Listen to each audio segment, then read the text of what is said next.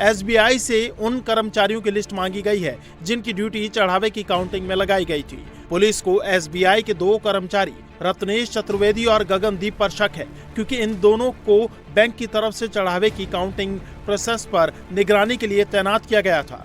अयोध्या में जितने बैंक हैं उन सबको पुलिस ने नोटिस दिया है और राम मंदिर ट्रस्ट के कर्मचारियों और उनसे जुड़े लोगों के अकाउंट्स की डिटेल्स देने को कहा गया है। जितने भी बैंक हैं वहां पर पुलिस की टीम सादे कपड़ों में पहुंचकर नोटिस देकर गई है। जो एसबीआई बैंक है, राम लला मंदिर के जो ट्रस्ट है उनके अकाउंट्स हैं इस एसबीआई बैंक में। एसबीआई बैंक के 2 एम्प्लॉई रत्नेश और गगनदीप जो कि बैंक के पेरोल पर है, कैशियर के तौर पर ये राम मंदिर के अंदर काम कर रहे थे।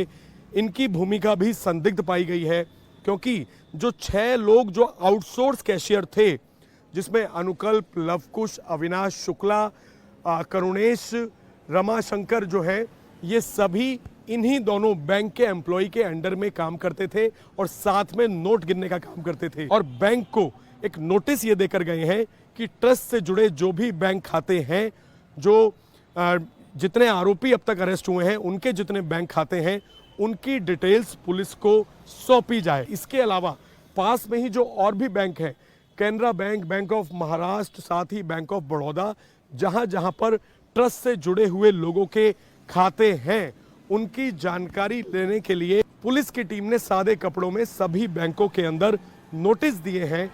पुलिस आरोपियों के फोन के डेटा भी खंगाल रही है। पकड़े गए आरोपियों ने अपने फोन से व्हाट्सएप चैट्स क्यों डिलीट कर दिए? उन चैट्स में ऐसा क्या था जिसे छिपाने की कोशिश हो रही है? इन सवालों के जवाब के लिए सभी 8 आरोपियों के मोबाइल फोन के फॉरेंसिक जांच की तैयारी है। वहीं 8 चढ़ावा चोरों की जुडिशियल रिमांड 14 दिनों के लिए बढ़ा दी गई है। अब सभी 8 आरोपी 13 जुलाई तक जेल में रहेंगे। सोमवार को इन आरोपियों की वीडियो कॉन्फ्रेंसिंग के जरिए एंटी करप्शन कोर्ट में पेश किया गया। पेशी के वक्त अयोध्या पुलिस ने आरोपियों की रिमांड की मांग नहीं की है। हालांकि इन आरोपियों के खिलाफ पुलिस की जांच जारी है, घरों की तलाशी चल रही है। पुलिस ने आरोपियों के घर से कई अहम डॉक्यूमेंट्स जब्त किए हैं।